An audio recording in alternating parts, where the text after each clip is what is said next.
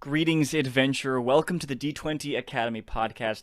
I'm Shiloh, and today I'm joined by my good friend Brendan for episode 63, Building a Campaign.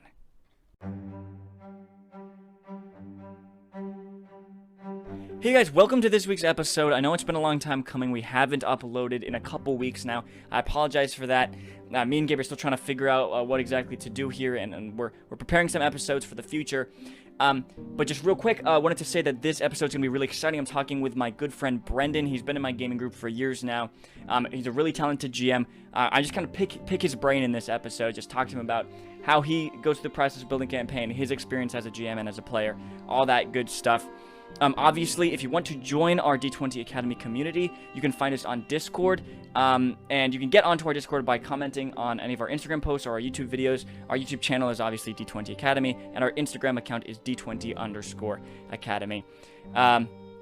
Yeah, this is going to be a really fun episode, and I want to let you guys know that there is a really cool upcoming series that we're going to be doing on this podcast. Some of you may know that we did a short actual play series a couple months ago called Unwelcome Spirits, and I know a lot of you guys really like that. One of the most listened to series on our podcast. We're doing another one of those, and this time Brendan, the guy I'm talking to today, he's GMing it. It's going to be in the Genesis system rather than D&D, so that's going to be exciting. It's going to be kind of my regular gaming group. We're going to be playing it.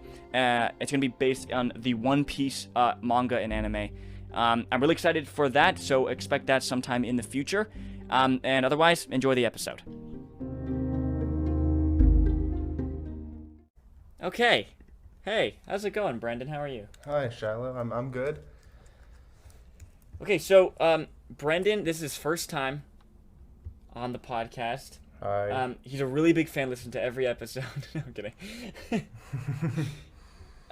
He is in my gaming group for, like, basically since it started. I mean, I was playing with some other people for, like, maybe 2 months or so before you joined, yeah? Yeah. So we've been playing together for basically all of our, our tabletop RPG career, both of us. And I started GMing, and then he also really got into GMing. Well, he was also kind of playing around GMing before he joined my group. But we both run the two campaigns that our gaming group plays. So I run a Star Wars one, and then he runs a D&D one right now. Yeah. And yeah, you've run quite a lot, right? Yeah. It's a lot of trial and error. Oh, definitely. Yeah, me too. Yeah, for sure. Like definitely with the one right now, which is definitely the most successful one I've had. I mean, we did the March of the Drown. We've done that Game of Thrones one. Mm-hmm. Both of those fell apart pretty quickly. But I mean, I've learned from my mistakes, which is probably what helps a lot with creating a good campaign. I feel like I used to focus a lot more on like individual character development more than plot, and I feel like people weren't really attracted more towards the plot aspect. But also when I started something like Game of Thrones, I was very plot driven, but I feel like the players didn't really know, not really know, but like they didn't really feel like they were important to the story. So it's also a lot about balancing the plot and characters. Like, for instance, within Dragonstone, Philippocles, your character, is very important to the plot, which was something I was really not wanting to lean towards, just because I didn't want to make one character the most important. Sure. But part of the ways I did that was make other characters important to the plot, like Panzer needing to get required to get that star. Exactly. Yeah, so, I mean, yes, already, you're just speaking very wise words. Yeah, so both Brendan and I, we have, today, obviously, we're talking about building a campaign, and we both have very different methods. I feel like our games feel very different. They're very, we both run them very differently. There's no way any one of us could say, like, this one's better than this one or whatever. I think it's just totally different, like, flavors and stuff, and I really enjoy that. I think one thing that a lot of people, I was on one of the D&D subreddits the other day, and this other person was like, hey, I'm starting to DM, and we have a forever DM in our group, and I'm like kind of the first one who's not him to start DMing, and I feel like I'm not, meeting like what the players expect as a DM because the other guy's really good and stuff. and they're like, hey, how can I like get better? And I commented and I was like, I think the number one thing you can do is like not try to copy anybody, you know, as a GM. Same with like the Matt Mercer effect, right? A lot of GMs feel like pressured, or their players pressure them because they're not doing it like how Matt Mercer does it. They're not making it like Critical Role. And I think if you start trying to copy people, then obviously you're going to be compared to them. Yeah. But I think if you just run your campaign, you build it like how, you know, how you are, your flavor, your voice, if it feels like something of your creation, you know what I mean? Then it's really unique and really different. And I feel like we both have, you know, very different ways of GMing and of building stories and characters and stuff. But I really like it. I really like that, you know, we both have very different feels, and both campaigns like feel different. And I think that's really cool. But yeah, we definitely have had many failed, you know, campaigns that we tried to start and they didn't work. You know, I have the Castlevania one, which ended up in a TPK. And I have the Ravnica one, right, which only ran for a couple sessions. So yeah, that's definitely a part of GMing. Yeah. Wouldn't you say? Definitely. I know when I first started, I was like right after I joined your guys' group, and I remember just like like what you just said, I was a lot of comparing a lot of my stuff that I was doing to you. Like when I was doing what campaign was that? No, that was the module one. Oh, Out of the Abyss. When we were doing Out of the Abyss. I was trying so hard to make it feel more like something that you would do, just because you're like the first literally experience I had of like someone DMing. Right. And it just I didn't like it because it didn't feel like something that you would do, like that you would have ran or something. I didn't like the feel of it. So I just stopped DMing that one. Then we ran into the other campaigns, and then I feel like something that really helped me with Dragonstone and kind of set the world of Dragonstone is have those the Tales from Yawning Portal, the first I ran the first two out of there, and it really helped me set the world in a foundation. Like this world, these are something that is important in this world, you know? Right. And then from there I just branched off and created my own way. Which I mean I know you do a lot of planning. That was really cool. For years. Well, I feel like I do a lot less than you. I'll usually plan 2 sessions ahead. It's okay. So I do a lot of planning now. Back in our first campaign, Machvin Second Dawn campaign, that's the one that me and Gabe have talked about on the podcast before, the one that ran for like 2.5 years. So Brendan was in that. He was one of the player characters. He joined maybe like 10 or so sessions in, I would say. But that one is I did not plan very well on that one. My world building was very flimsy and shallow. I did not do very good planning. I was really just improvising a ton of that. I was really relying on my improvisation. I really liked that campaign. I think it was really awesome. But I would definitely say that my recent stuff, definitely with like the Star Wars, is such a massive step up because I'm investing so much more into like planning and like actually thinking about the future. Yes.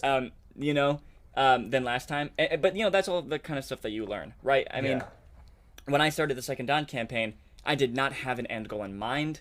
I had a very flimsy idea of like who the bad guys were and everything. But with the Star Wars campaign, which by the way we just hit a year on, so that's really cool. I like planned out the skeleton for the whole campaign, like based kind of from the start. Really? Kind of. Yeah. It's changed for sure. I changed it a couple months ago. I kind of re-looked at it and shifted it to how, you know, what like the choices you guys have made and everything. Yeah. But I'm like, I think like this is kind of gonna be like the villain, and like this is kind of the way the main story is gonna go, and then like here are the different arcs, right? Split into these arcs. Okay. And just like you, I also started with a module. Definitely because it was a new system, I wanted to get into a module to make sure that everything was balanced and like I got used to it. But you know, yeah. So I was like so much more planned out in this one, and every week I do, you know, maybe like 2 to like 10 hours maybe a week. It fluctuates greatly depending on what I need to plan.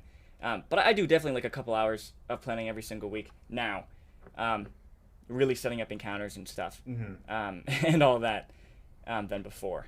So I would say I do quite plan a lot now, but I definitely was not much of a planner earlier. I currently am not much of a planner. It feels like you're a planner. I feel like I mean, maybe you're just really good at faking it, but I'll have general storylines laid out, like the Craw one where you guys went and fought Scorpion. That was just kind of like a general one, and I knew from the beginning that I knew the big boss guy was going to be a Chardalon, because that was like the end of a module. I think it was like 3.5 or 4th edition that I read about. That I really liked, and it kind of fits the whole the theme of Dragonstone and all that, you know. But I definitely feel like I don't do a lot of planning. I mean, hearing that you only do like you said, just 2 to 3 hours a week. Oh, it depends. I mean, that's honestly... some weeks I'll do like up to like 10, and then others I'll only do like a couple, like 2 to 3. Okay. Yeah, I definitely feel like I do about the same amount. Yeah. Okay. Yeah. Because I feel like your things feel very planned. You like if we're like in combat, basically, like you always like have a map and stuff ready. On Roll20, except for like just the other day, because it was like a random encounter where it was like you didn't really have it ready. Yeah. But like actual things, I feel like everything is pretty planned out, and like if we go to a new location, like you have it down. You know what I mean? Yeah. In the first campaign that I ran, the Second Dawn one, I did not have every place detailed out. So like I would put like places on the map. And then but I wouldn't even know what it was until you guys had to go there. Then in planning, I'd like, now I have to figure out what this city is. So yeah, good thing about Star Wars is that it's already built for me. So, yeah, you have a whole world. Yeah, which is good and bad. Right. So because you've run a campaign in a world before. Yeah. Right, like a pre-built world, like Game of Thrones. Was that difficult? Would you find that stressful or less stressful? I found it a little more stressful just because of like having to I did a lot more research into the world. Yeah. I totally agree. And like I came out like a total Game of Thrones nerd afterwards. Yes. Yeah, I definitely could Star Wars, right? Star Wars has like the most lore of like anything ever, right? Definitely if you go into like non-canon lore, like all the fan stuff and like comic, it's crazy. So when I am playing like a pre-built world, I feel I wouldn't say that my players put this on me. I would say this is more like putting it on me, like a need to like research things and make sure things are like canonically correct and stuff. When I do stray from canon and make up my own stuff, like I'm very like clear about it, like in my head. You know what I mean? But if something does exist, like I try to look it up and research it. So like in the arc where we're in now, like in Mandalore. Yeah. Like all these political parties are all made up and stuff, but like all the history is like actually in canon. I had no clue that you made all that stuff up until I watched a Star Wars video, and I'm like, wait, what? Tar Vizsla is a thing? Yeah. But like a ton, like half the clans I made up, because they've only mentioned like a few. But and a couple of the NPCs though are actually like canon and stuff. So yeah, I mean, when we're talking, I think that's definitely one of the first things you figure out, right, when you're building a campaign, is what world you're going to set it in. And I think what you did with Dragonstone, which is really cool, and I think it's actually kind of maybe what a lot of people do, which is they get their hands on the monster manual and stuff, right?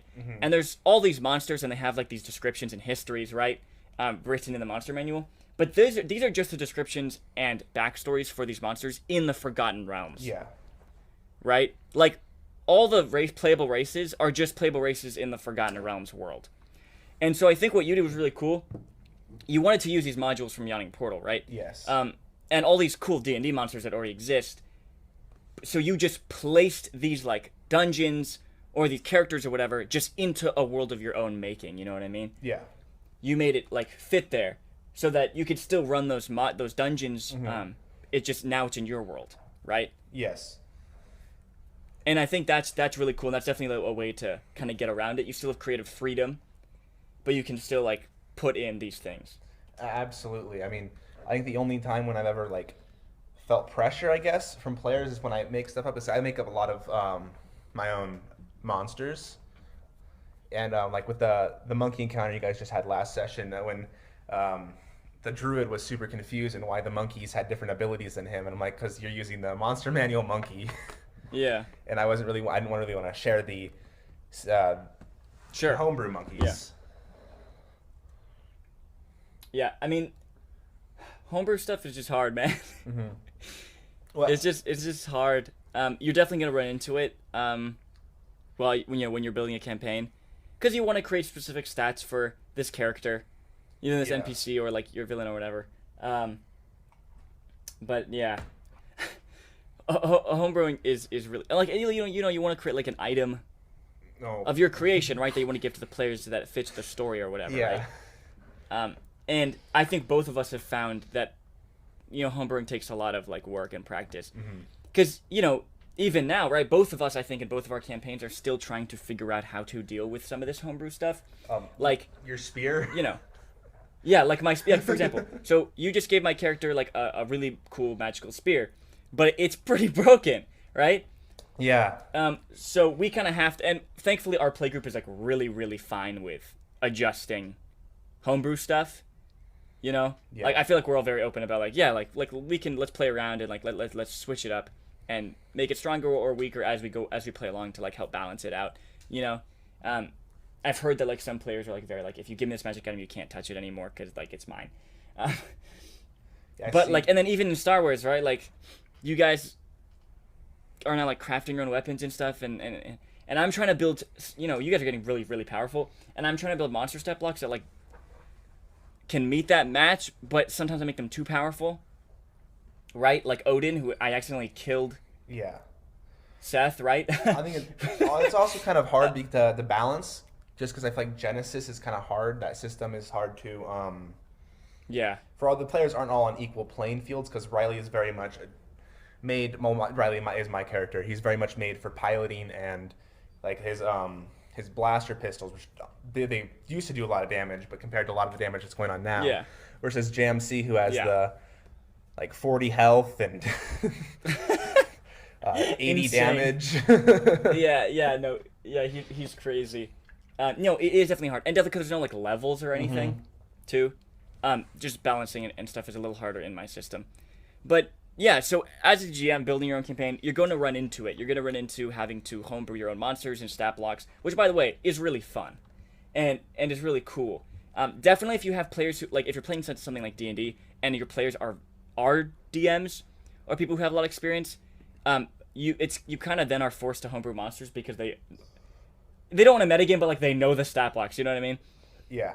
Because I've run into that sometimes, like when you or Andrea were I was in both of you guys D&D campaigns and stuff. Like if we ran into a monster, I've GM'd before. Like I know the monster stats, like unintentionally. You know what I mean? Yeah. So that's also kind of a thing. Sometimes like I use the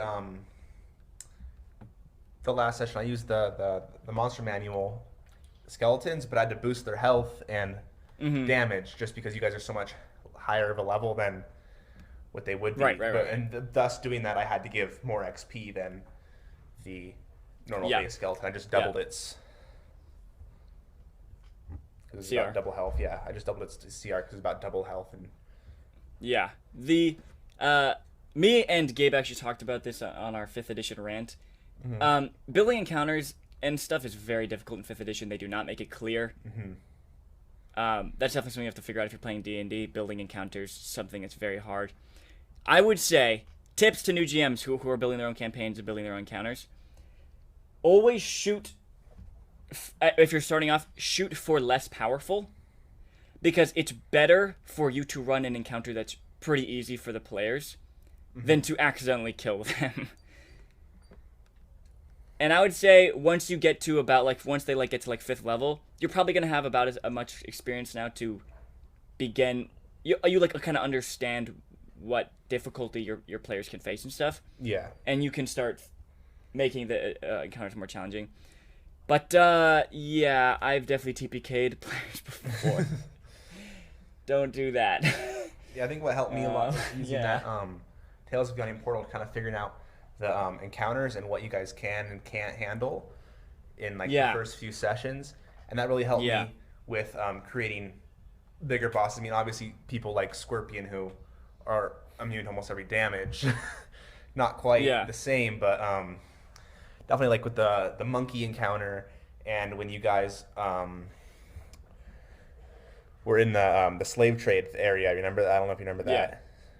But definitely like Yeah. scenes like those where it's not like a big boss guy, or Tobias, what I feel like was a good example. That was felt like a gritty, hard fight, but definitely was one that you guys could win. For sure. Okay, I just wanna kinda ask you, like, what's your process? How do you do things? So I don't know if you know this, Brendan. I know I've talked about this before, and I've definitely talked about the podcast before. But I am releasing an online course to help new GMs build a campaign from scratch, all the way up from brainstorming, all the way to running your first session. And that's launching in like literally a couple weeks. I'm building like the website and stuff all right now. I'm really excited. The product is already made. The course is already finished and stuff. So I'm just finishing up like business side of things. But I'm releasing that really soon. That is definitely like, you'll definitely be able to see like how I do things. You know, I talk about how my process of building a campaign, you know, but that's just me, right? That's just how my brain works. That's how I like to do things.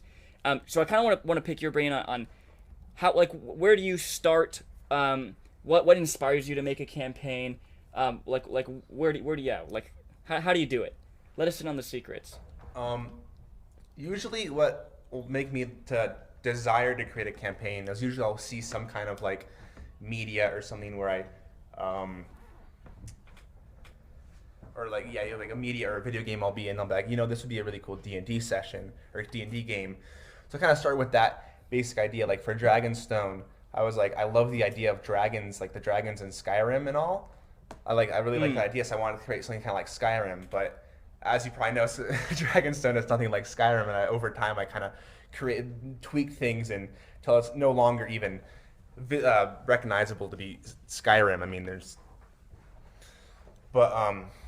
encounter-wise, like with bosses and encounters, I know this is a little controversial amongst the DMs, but I still really like to get influence from like media and stuff. And like for instance, Scorpion, he was almost a carbon copy of Crocodile from One Piece, but definitely different abilities he had. But I just like that general idea of a character or a boss, and I think it'd be cool to have it in D&D, and I'll fit them into my story.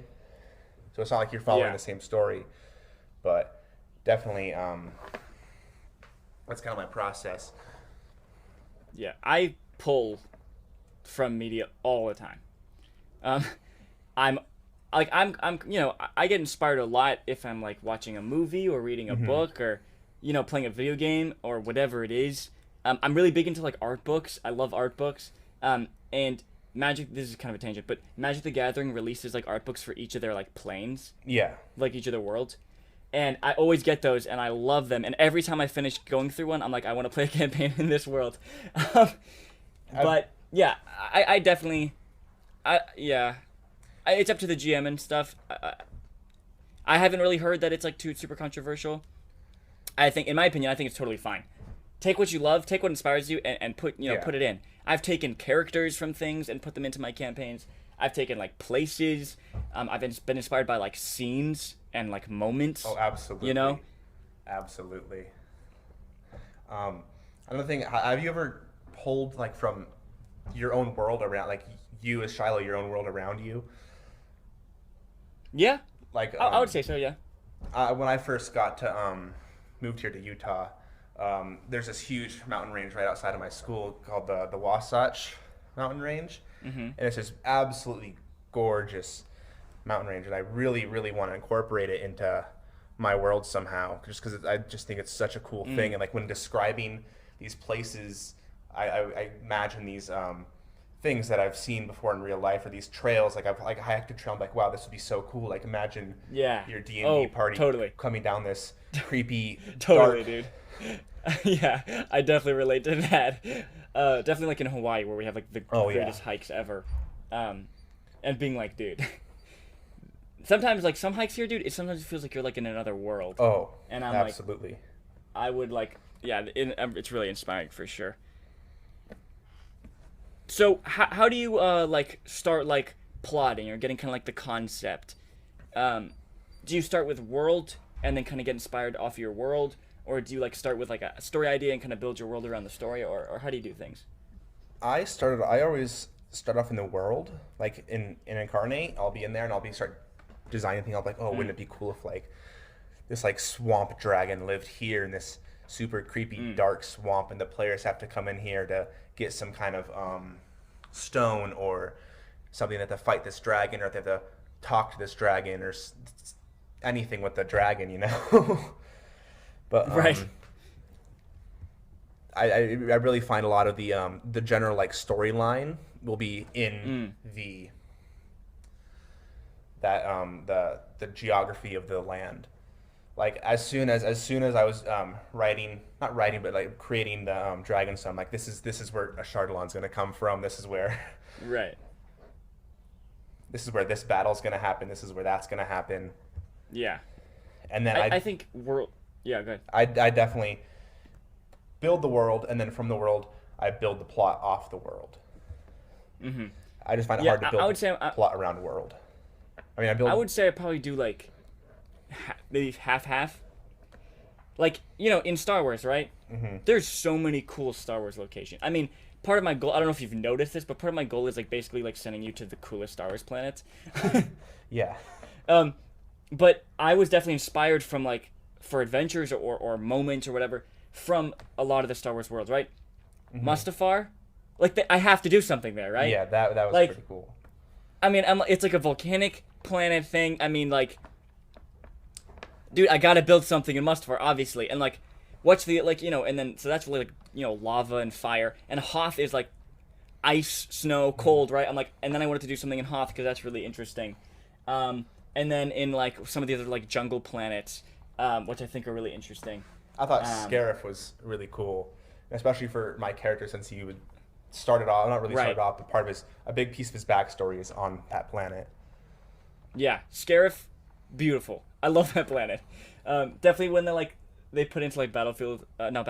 Oh yeah, I still play Battlefront. I know it's dead, but I still play it. So pretty, but that's like a beach, you know, like a tropical place, and then Mustafar is lava, and Hoth is ice, and I think it definitely worked for the treasure hunting arc, because I think like that vibe, Indiana Jones, you know, Uncharted vibe is very much about going to like exotic locations. But yeah, I would definitely say that I pull inspiration from the world as well. But also I feel like if I like have a story idea, like a plot idea, I definitely also will like start with a plot and then like choose a good location like based off of that. So I think, you know, at least for me, I'd say like it's maybe like half and half. Yeah. Sick. When it comes to characters, you know, NPCs, we're gonna get into player characters in a second, but when it comes to like NPCs, where do you start there? What's your process? Most of the time, since we use Roll20, I'll go through and I'll find a picture on the internet, because I feel like it's hard to start with a character idea and then have the picture. I have such hard time finding pictures for the characters I have ideas for, you know. But I'll find a picture, and I'll be like, this would be a sick NPC. How can I fit him in? But like certain characters were already made into the story, like Barborn Whiteclaw and Dragonstone. I had him planned since the beginning. He was definitely going to be a critical aspect. But like Quinn, for example, he didn't come in until I didn't have him planned till 3 weeks ago or 4 weeks ago. Just when I got Gabe's backstory, like this would be so cool if I took one of his brothers and did this with it. Yeah, for sure. But definitely with NPCs, I always start with a picture. Unless I start with an idea, then I'll find a picture. And then try to find a way to incorporate them in the plot. Why is this NPC important? Why does the NPC belong with the party? Why would the NPC side with the party? Yeah. I think that's really important, and I think a lot of GMs miss it. I definitely missed this earlier. When you build an NPC, you gotta make them worth being there. Definitely. They have to have a point. Definitely recently, I feel a lot of I feel like Ren didn't really have a point to be with the party. Right. I mean, I get that the Gwyneth was there and all, but I don't know. I always forget he was in the scene a lot of the times. Yeah. And whenever we're definitely suffering that in Star Wars as well, because I built basically like this other kind of like your rival adventuring party, right? and then you guys like started like allying with them and stuff. So then there was like five NPCs in every scene, and usually I know that you guys understand that I'm not gonna role play all these guys all the time. So usually I just use the main leader to like speak for them. But even that, right? I like have to figure out ways to like remember them or like work them out of the story, like reasons why they're not in this important battle or whatever. So you guys can just focus on you know. Definitely, I feel once I start forgetting an NPC's in the scene, I feel it's usually time to get them out of there. Yeah. But yeah, like definitely, I feel like you've done a pretty good job with recently with the memorable NPCs. Thank you. I would hope so. I know There's a lot of NPCs right now. Like I remember, I totally forgot about Davin's girlfriend. What was her name? I mean, I can't even remember her now. Yeah, I totally forgot about her. Yeah. Until like she died. I was like, oh yeah, that's right. She's there. Yeah, I definitely had to get her because she wasn't like serving the plot or anything. Also, like it was kind of important for his character. Yeah. So something I do is whenever I build an NPC, I list 4 things. First, I do like an overview of them. Just write down like my basic concept for them. Then I describe their appearance, their personality, including their voice, and then their like lore, any lore that is relevant. So whenever I start with an NPC, I always list those 4 things. That's at least how I do it. I think the problem I have with NPCs is that I'll start them off with a voice, and then I'll bring it back into one single voice. I don't know if you've noticed that, but like Jinx, for example, definitely he had a distinct voice, and he definitely had like a distinct laugh, and then eventually it just kind of turned into me talking. No, that's... I barely do anyone ever like sounding just like how I talk, but I often fall into a trap of building actually and like kind of similar NPCs that'll have kind of a similar voice. Like there's a bunch of like adult men who all kind of have in a way like a similar personality right now in our campaign, and they all have like the same voice, you know, like Jackson, Fen, and Davin and stuff. So like I'm trying to figure out ways. Well, Jax is literally Keanu Reeves. I don't know if you know, but Jax is like I didn't know that. Jax is Keanu Reeves, so I do my best Keanu Reeves impression whenever he's speaking. But yeah, so okay. Player characters. Let's talk about player characters for a second, because I think that's a really, really big part of a GM's job, you know. And I think definitely from what your campaign has gone like so far, you definitely care about us and investing our characters in the story, giving us reasons to be there, making us important in the story. That's clearly something that you care about, and hopefully it comes across that I also, work pretty hard on that as well, at making you guys integral to the plot. Kind of talk about what's your view on the player characters, and how do you kind of work them into your campaign? The player characters, I usually won't really have a fleshed out idea of the campaign until after the session 0, because I don't want to throw a bunch of characters into a world they don't belong in. Right. And I think part of that, I mean, I pretty well planned out Dragonstone, and part of that I feel was Vimok didn't really seem to have a place or a reason to be with the party other than Philippocles. And Gabe kind of talked to me about that, and we both decided to get rid of him. And now we have Han, who's I feel like he's much better involved in the plot, his backstory, and I feel everyone has I feel like the second round of characters like Callum and Han definitely have a better reason to be in the plot line. I'm thinking of kind of like doing something that you did for Star Wars, where we kind of just come back and like, okay, I feel like we need to kind of add some stuff to the backstory so we can have reasons to be here, and like to really fully flesh out characters, like Riley only had one purpose before that one thing. Now he has all this whole list of things. He has bounties, he has love, loss, all these. You keep like every week you send me a new document that fully makes him even gives him more lore, which I love, by the way. That's like the best thing as a GM. Real quick, another tangent. How has being both a player and a GM affected the times when you're a player and a GM? I feel like being a player and a GM more affects being a GM than you are a player necessarily, because I kind of think of like, you tend to care more for the players if you have been a player before, because you know you've been in that same situation. Right. Like when Colin died, I felt horrible.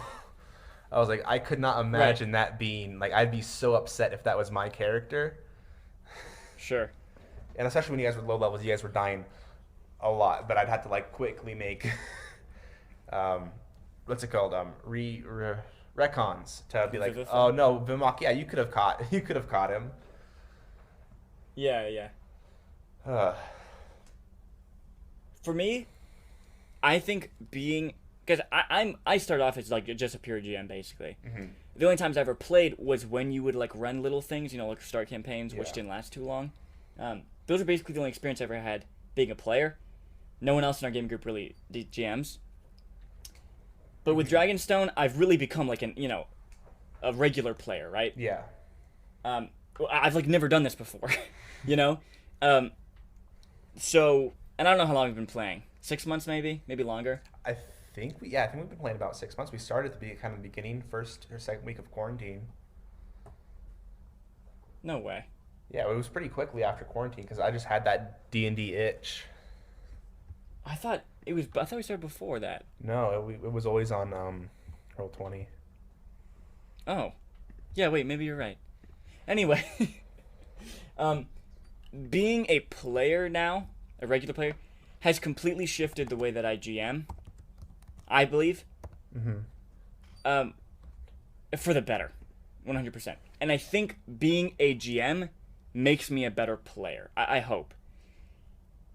Because when I'm a player, I'm always thinking about you, right? Mm-hmm. Because you're GMing.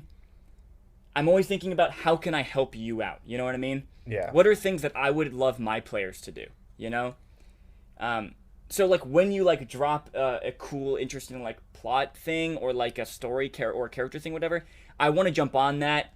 I want to get into character. Obviously, I really care about my character and his character arc, and I really go deep into like role playing and stuff. I think that's pretty obvious. Mm-hmm. Because like for me, like I would love that as a GM, Yeah. And like if things are beginning to slog or whatever, or like you've kind of given, as a GM, you've given the story initiative to the players in this moment. Mm-hmm. I want to start picking things back up and start taking the lead so that we can get the game moving again to kind of help you out. You know what I mean? Absolutely. Because I've been in your shoes before and I know what it feels like. When we're all just I think unfortunately quiet. Sometimes, sorry? When we're all just sitting there quietly. Yeah, exactly. I try to, because I know what it's like to be a GM, and what I want from a player, I try to be that player for a GM, you know what I mean? Mm-hmm. And I think that makes me a better player, I would hope. I think I'm still definitely nowhere near being a good player.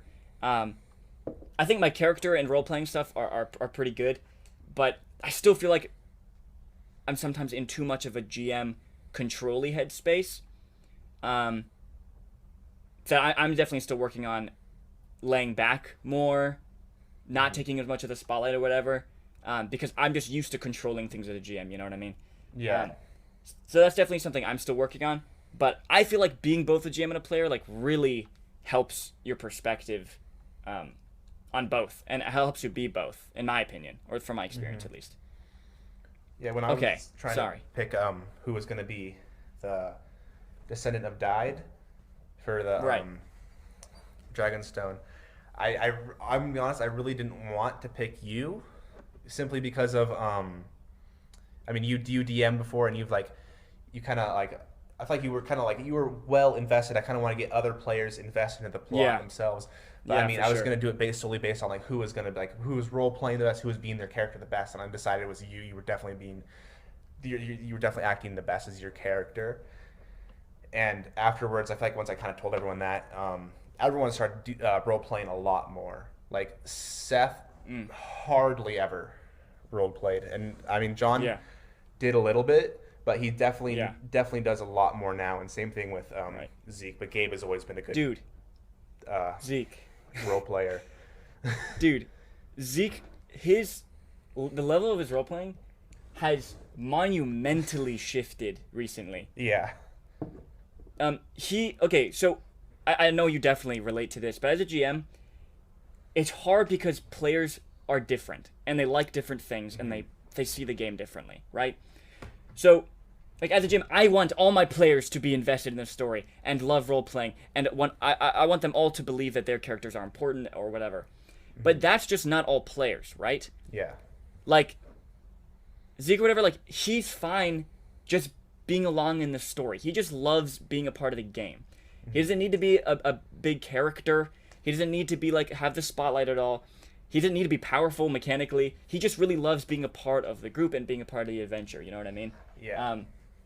And I struggled with in the Machman Star campaign, as maybe you were able to pick up. I kept trying to pull him in and get his character into the story and like use his backstory and stuff, and it didn't work too well. And the problem was not that he did not want to roleplay or he wasn't having fun or whatever. It was that I didn't realize that he is not me. You know what I mean? Yeah. He's a different kind of player. He's getting a different kind of thing. He's getting something different out of the game. I mean, and I think, that's something you also have to learn as GM. It's kind of like you're different players, and they don't all want, to be super like invested and get their characters super crazily into the story or whatever. You know what I mean? Mm-hmm. I when we first started playing, and I made Landak, I didn't really know how to play him. I didn't really know like what to do, and I came into this room of people I barely knew you at the time. Zeke was the only one in the kind of room I really knew well, and Gabe was an absolute stranger. Brother was an absolute stranger, but I think what kind of helped me was I kind of projected myself a lot onto Landak. I kind of so I mean, if I felt like it was able to, once Landak was kind of accepted, it was able for me to join the new group and kind of like I'm also accepted with everyone else. I mean, I don't know if people, I know kind of like the point of D&D is to kind of get away and all that, like get away from yourself. But it definitely helped me to play as myself, which then, I mean, that helped me on my role playing a lot. Which, I mean, I still feel like I struggle with. I mean, I feel like Riley doesn't role play all that much. I mean, okay. If I can, I would like to say that Landak. So Landak is the character that Brendan played in the Machman Star campaign. You were the best player, and that was the best character. Mm-hmm. I hope you know that. That Landak was like the best character, and I loved your playing him. Obviously, at the start, you were still trying to figure him out and stuff. Mm-hmm. That's everyone goes through that, and it was never like negative. Yeah. But once you got into it, I mean. You are such an amazing player. You really are. And Landak is just so... He'll always, like, go down. It's like... I love him. Obviously, he was a dwarf, too, and dwarves are, like, the best. But, you always were shifting with what I was doing with your character and, like, pulling in his backstory or whatever. You totally had an arc. I think he totally had an arc.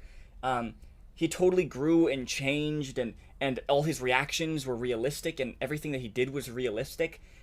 It was never frustrating or fake or anything. And I definitely also feel like that with Riley, your current character in Star Wars. Not only are you going way more into depth, right, into his backstory and all this kind of stuff, I feel like maybe it's because now, like, you have experience GMing, and you know what it's like to you want to be the player that the GM likes, or the player that's good for the GM. Mm-hmm. But I feel like you're always there for the story. You're always taking everything that I'm doing with the story in stride. Everything I do with your character, I feel like you're handling really well, and acting on it really well and stuff. So I mean, I don't know where that comes from or anything. Maybe you're just a really good D&D player, but I always thought that Riley wasn't very especially in the first, before I really updated his backstory. I feel like he was very two-dimensional. Didn't really have much going on. But definitely adding all that extra stuff really helped me with him. But I still feel like, I don't know, it's just so different. I feel like he's like much different than me that it's just hard for me to really connect with that character. So I always thought that Riley wasn't that good of a character, but to hear that he's one of your favorites. I mean, the stuff that's happening in his story is so engaging. I think once you update your backstory and stuff, like me as a GM, my favorite thing is people who create like awesome backstories for their characters that I can pull from, you know? Yeah. And once you did everything about, you know, his girlfriend and then his father and all that kind of stuff, I was, you know, that was really inspiring to me. I was able to build stories and stuff around that. Mm-hmm. You know what I mean? And I think some of the best story moments in any of my campaigns, or at least in Star Wars, are with your character. You know, like how he was like kind of seeing Tychus, one of my NPCs, as like a father figure, and that kind of related to his own past with his father and like all that kind of stuff. I felt like they just felt so natural and like smooth, you know what I mean? Mm-hmm. Anyway, we're not even really talking about campaigns anymore. But we're off the tracks. We're a little off the track. But since we're going to be uploading the actual play series, this One Piece kind of shot or whatever it's going to be, this short mini series about One Piece soon on the podcast. Without spoiling anything, can you kind of talk about how you've been building it? Well, I think this isn't really spoiling it, saying what time period in the story it is. It's really about like 2 years after the execution of the King of the Pirates, Gold Roger, and I feel like at that time the is this before the story? This is before the story with like the Straw Hat Crew and all that start. Yeah. Okay. I think like it'll be like 22 years or something like that. Okay. So we're the prequel. Yeah. To the One Piece. Okay. So it's definitely like I'm just kind of imagining it's the Marines, which are kind of like the Navy. They're called the Marines in the One Piece world. I imagine they're trying to lock down on trying to get all this piracy under control, because it's the Great Pirate Era is what it's called. As Gold Roger just told that the whole world, his treasure is up for grabs. But it's definitely, I feel like it's definitely going to be much a little bit more gritty than the actual show, because I feel like the Marines are going to be more trying to push people under control. It's something going to be, I think the main theme of it will be kind of like freedom, trying to break from oppression, that kind of stuff. And so you have this idea, right? Obviously you love One Piece. One Piece inspired mm-hmm. you. You wanted to run this little mini campaign. You like Genesis, the Genesis system. You want to play more on that. Yeah. I totally do as well. Now that I discovered the magic system, all I care about is the Genesis magic system. That's the greatest thing in the world. So once you kind of got this idea and you're like, you know, maybe like have it during this time period and the Marines and kind of these are the themes of the story. Mm-hmm. How did you start building out like a plot or like all that kind of stuff? I really just thought about what the time period and what would be going on in that time period. I mean, I've created like a skeleton of a plot of what's going to happen, but I haven't fully filled in the tissue you would, because I don't really know what the players are going to be, you know, not until that session 0. I'm not going to really fill in anything, but I have kind of like the villain of the arc you guys are going to be going across. I have that I have him ready. And I have kind of like the basic like minions that he'll have ready, but really like the plot wise of what is going to happen, I don't have filled out. So you like to wait for players to build their characters, mm-hmm. and then kind of base it off of them. Yeah. Interesting. So, of course, once we build our characters and stuff, we're gonna start playing. You know, pretty soon after mm-hmm. that, a couple weeks after we build our characters. How do you deal with the dreaded thing that all GMs have to face, which is the players' characters like meeting each other? How do they know each other? All that kind of stuff. How have you dealt with that? Like how do you feel about that? Because that's something every GM ever has to do, right? And sometimes it's, you know, you guys meet at a tavern, you know, the classic kind of thing. Yeah, I feel like everyone. Yeah. Everyone really doesn't I feel like the meet at the tavern, or a lot of the D&D, what I've seen on like subreddits and stuff, people, or like memes really too, people don't really like that because it just seems generic. So It's very tropey, yeah. yeah, I definitely feel like a good way is to settle in a common enemy amongst all the players. Yeah. Which obviously for the One Piece want to be the Marines or this Marine guy that is in charge. Yeah. If you guys are all pirates, and you guys would want to join together to fight him. Yeah. It'd be funny if like we all built Marines. You know, like, well, I guess we're gonna do pirate hunting now. I mean, that literally that could be something that happens if you guys all were to build characters. That's kind of I don't really want to fill in the gaps. You know, I don't know which direction the players are gonna want to go. I don't know. Or if someone's like an undercover Marine or something. Yeah, the ideals. Yeah, for sure. Yeah, so I've definitely struggled with this. Like, how do you start the characters meeting? I've done it in many different ways before. Some of them very clunky. You know, like how, and definitely like if a character dies and then that player rolls up a new character like mid campaign, right? And then you have to like bring them into the party, and it's very similar to like when all the characters meet for the first time in the first session, because it's like sometimes it like kind of makes sense, like you guys are all hired for this job or whatever. Yeah. But, like, it's still, like, kind of unrealistic because you guys are still sticking together even after this first mission because you're playing D&D. That's what you do. Yeah. The party sticks together. Even though it is kind of, like, unrealistic and you always kind of have to, like, do some suspension of disbelief because, like, you're like, well, of course they're going to be in our group because they're a player character. You know what I mean? Even if in the story it doesn't totally make sense. I think what's really interesting is in your Dragonstone campaign that you're running now, right? Gabe's character died. He just rolled up a new one who just popped in like 2 sessions ago. We are still like really like our characters are still like very like paranoid of him. Like there's definitely still trust issues and stuff going on. Definitely the fact we were like fighting when we first met. Definitely and go ahead. Definitely the fact that he poisoned you, and then you guys are like, okay, we're gonna start trusting you, and then he takes you to a tavern where his brother is. Yeah, exactly. It's definitely like kind of sus. But obviously, as all of us as characters, we know that Gabe is gonna join his character's gonna join the party and whatever and stuff, right? I mean, I definitely felt and that so Gabe's entrance, Han, was definitely very unnatural. I feel like any of the party members would definitely have killed or dispatched of an NPC that would have done that. And what I'm trying to, as my character, right? My character has been very hard after him and, like, trying to, like, figure out who he is and, like, definitely not trusting him. Obviously, me as Shiloh, like, yeah, I know that, like, his character's gonna stick with the party and stuff. And so me as my character, I'm trying to roleplay him in a way that is, like, authentic to how he would actually react. Definitely because his best friend, which was Gabe's last character, just died. So he's really messed up about that, too, right? And then he has to say goodbye to the girl he loves. So he's also just in a very emotionally unstable place. It was definitely a very, very harsh separation between you two. She did not take kindly to that.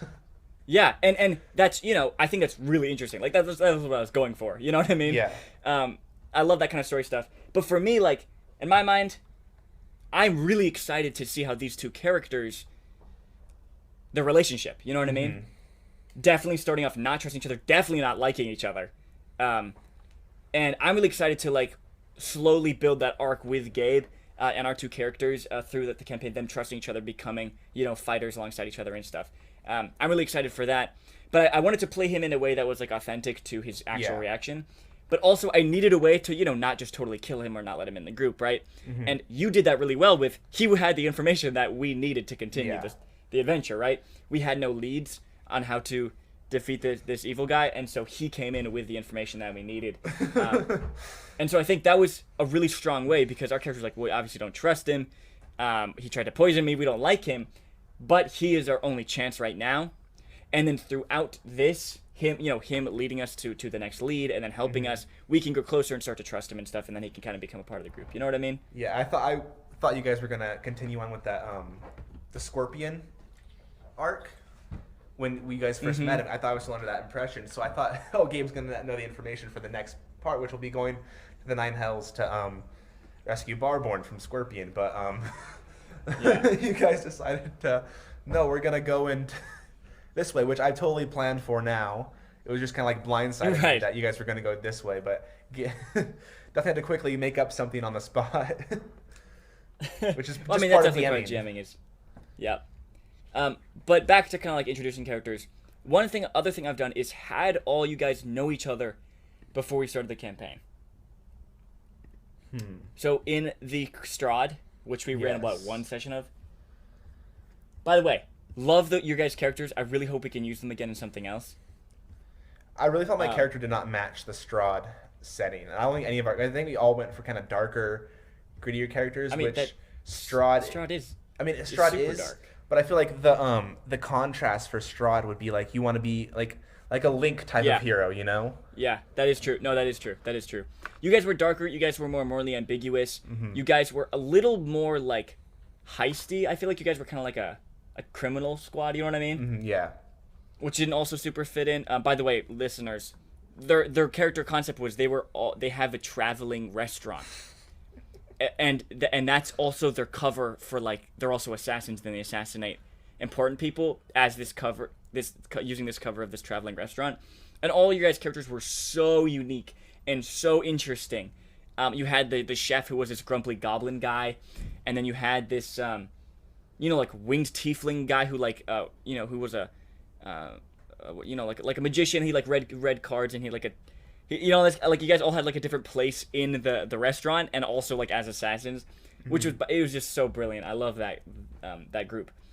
But we did that having you guys know each other, right? Your characters know each other before we started, and I feel like that was a pretty clean way. There was no clunkiness needed for that first little bit that we did where we assassinated that one guy.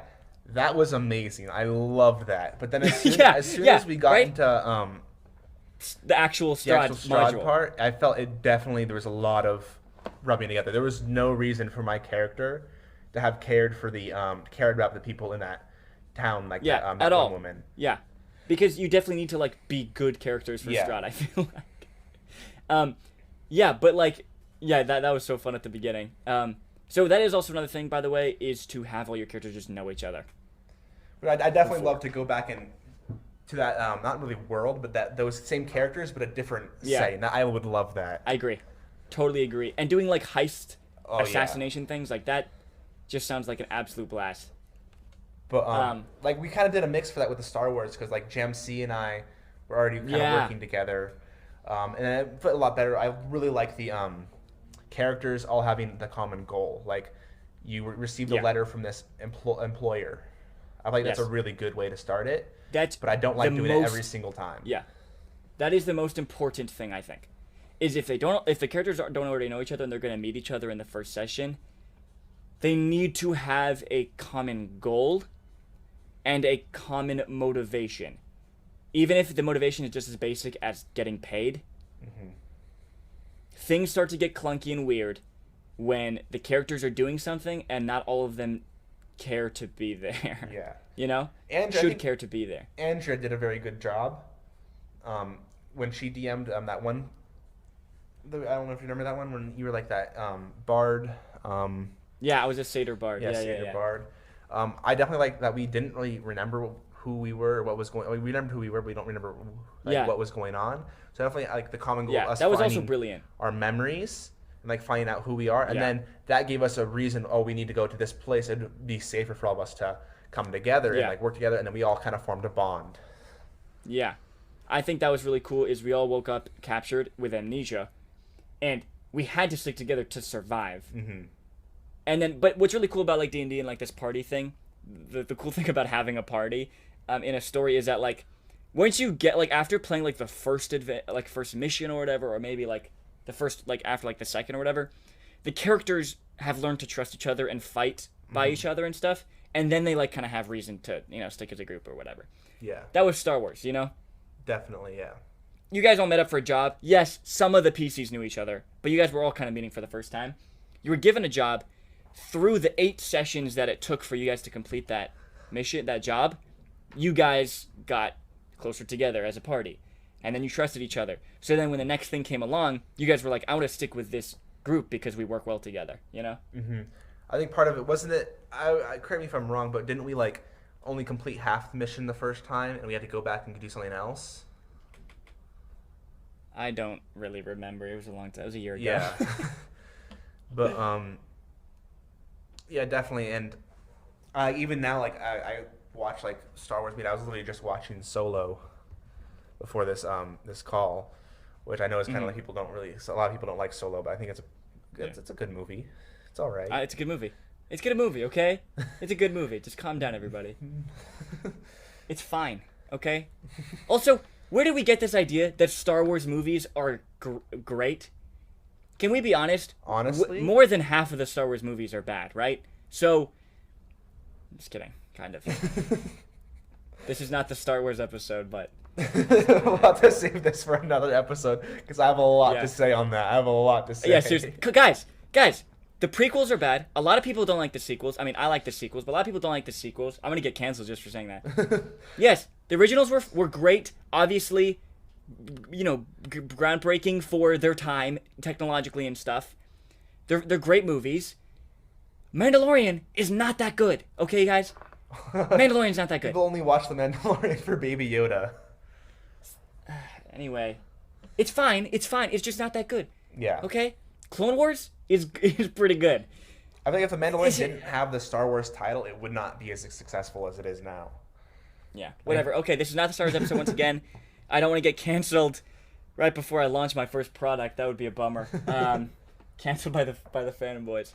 Obviously, I love Star Wars. We all love Star Wars. We're playing a campaign in it, so... Yeah.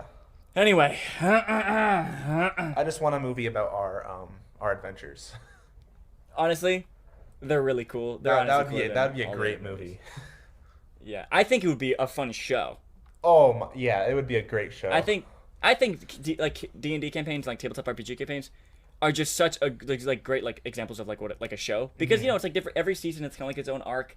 Every session is kind of like each episode, and because campaigns are kind of about the group, right? Mm-hmm.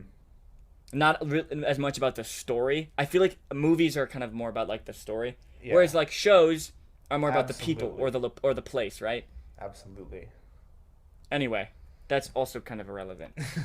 But hey, we basically just reached an hour. Brendan, what kind of final things do you want to say about your process, about campaigns, what it's like to GM, that kind of stuff? Definitely. What else do you have to say? Don't overplan, because you'll burn yourself out as a DM, which I have done.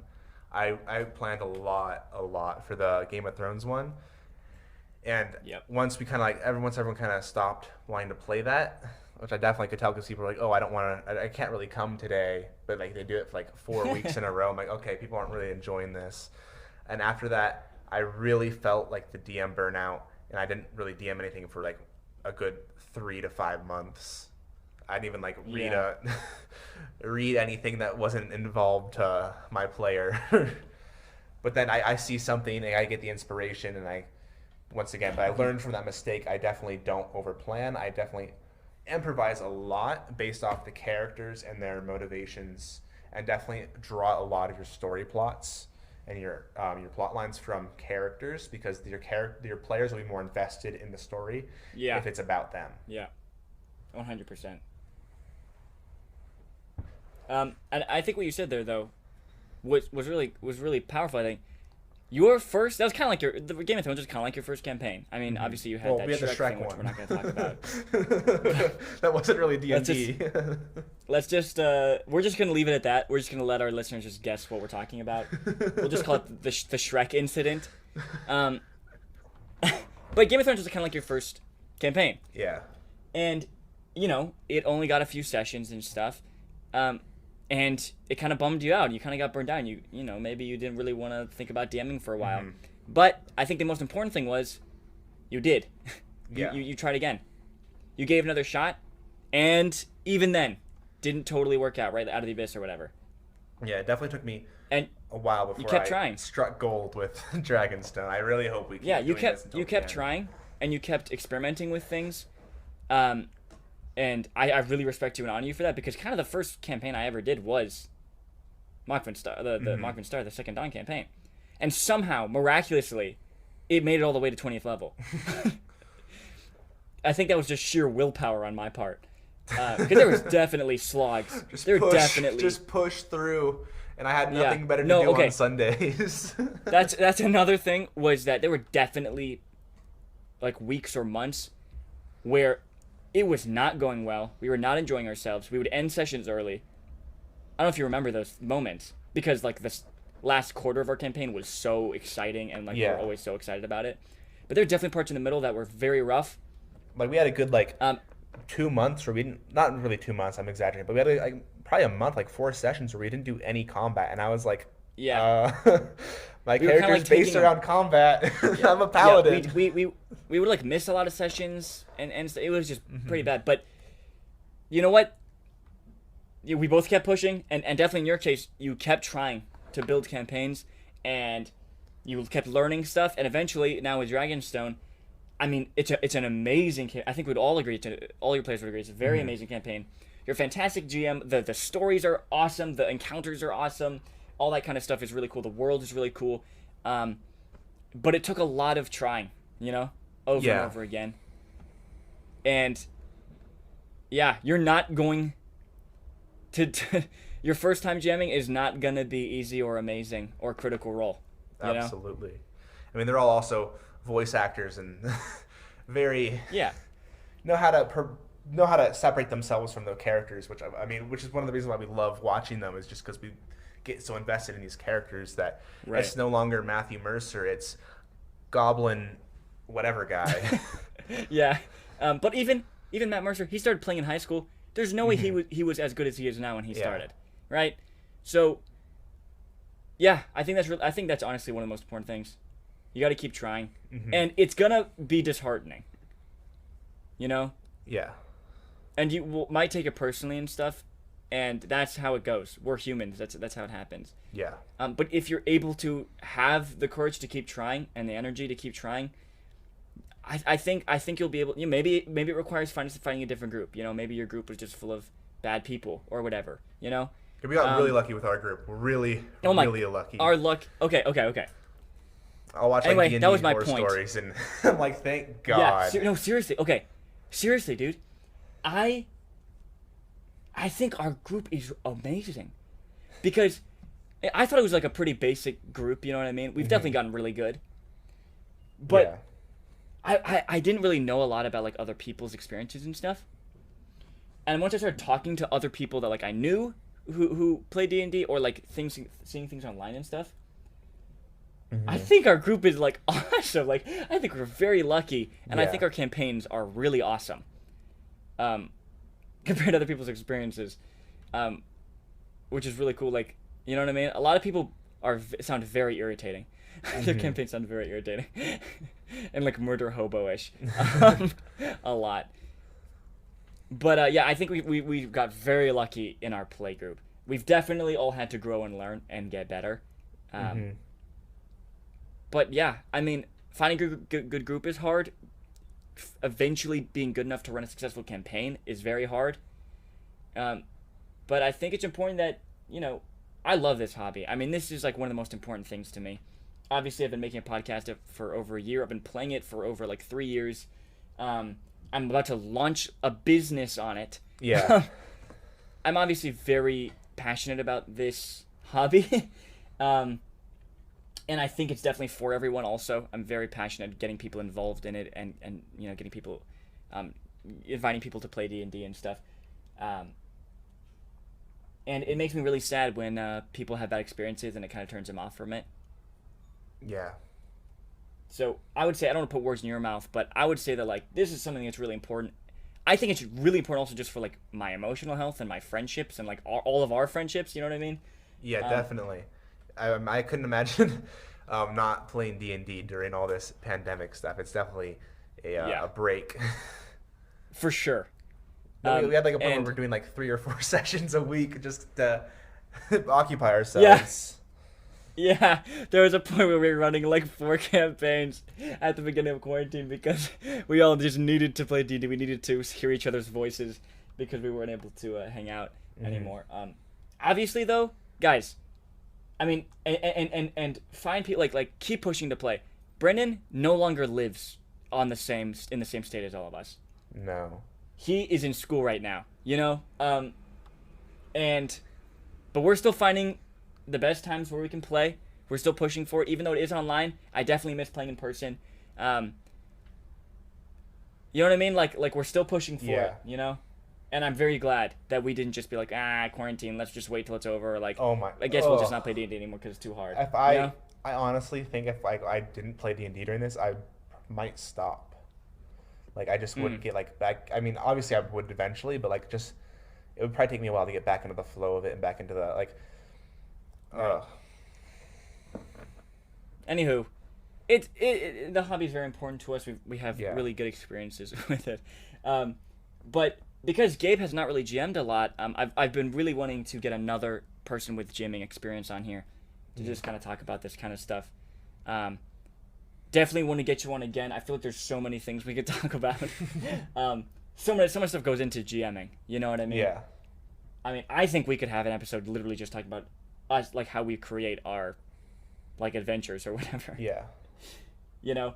But yeah, I guess that's it. Do you have anything else to say or anything else? No, not really. Just definitely if you're a creative type of person, definitely try getting into DMing.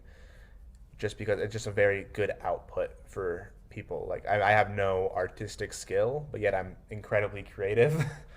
So I definitely creating something, like taking something from my brain and just onto paper or onto my computer screen. Just is so, and just watching this, like this little seed I planted, I made, watching it just like bloom into this campaign is just amazing. Yeah. I mean, we didn't even like touch on like how satisfying it is to be a GM. Yeah, it is. Like when you get a good session. Yeah. It's like a good, like GMing like a good session is like, there is a specific, I know, this is not scientifically proven, but I'm sure this is true. There must be a chemical in your brain that only, a pleasure chemical that only releases when you GM a good session, okay? Because, I'm a firm believer in that too. There's something about like getting off that call, you know, after like that 4-hour session, and it was just like a banger, and you're like, you're on top of the world, man. It's so satisfying to see like your friends like go through this adventure that you built and like role play and like get into it, and it's so satisfying. And there's definitely hard days, but the good days are good. Yeah. My favorite is when I think it was a bad session, and then I get messages from like you and Gabe and John like, "Oh my God, today was so good." That really lifts my spirits. Yeah, no, definitely. Okay, if you're a player, like, if you enjoyed a session, tell your GM. I would say stay away from constructive criticism. Yeah. Any kind of criticism, really. But I would say, unless they specifically ask for it, if you did have a good time, tell your GM. Okay, they put so much hours and stuff into this. A lot of work into it, a lot of energy, a lot of their heart. It's very personal to them, definitely. So, yeah. Because also the same for me. Like, you know, a lot of the times in some of the recent sessions afterwards, you have messaged me like, dude, like I was shaking the whole time. Oh yeah, that this was last insane. session, like such a huge build up, and it's just this super suspensive moment, and then you're like, all right, and that's where we're gonna end. I'm like, oh, right. And like I really like I loved like that was really good for me to hear, because you know as a GM you're always like nervous, like what do they think about it, and like you know are they enjoying it and stuff, or are they just being nice because they're my friends. That's also my final note. If you're a player, please tell your GM if you enjoyed a session. It really makes their day. Okay, man, thank you so much for coming on. Yeah, anytime. I hope to have you on again soon, and I'm really excited for your series. Definitely, yeah. And I hope everyone on the podcast. In the academy enjoys it as well. That's what should they be called? Like cadets? I don't know. What do you call someone who goes to attends an academy? I don't know, a student. A student? Yeah. I don't know. We need D20 Academyers, I think is the perfect fan name. Just adding ERS to the end of anything. Yeah. Anyway, thank you so much. I'm really excited for our listeners to hear this adventure that you're going to be running. The last one was a big success. Those are like some of our most listened to episodes. I haven't listened to it yet. I need to go and listen to it for it's okay. kind of like inspiration for. It's okay. Don't worry about it. You don't. There's no obligation here. They're very long, so I know you're busy. But okay, man. Thank you so much for coming on. And hopefully we'll see you again soon. All right, yeah. Thank you for having me on, and everyone out there, get out and play some D&D. No matter, I mean, I guess if you have like family and school stuff going on, but definitely get out there, play your hobby, use time to the best of your advantage. Thank you, Shiloh. Yeah, dude.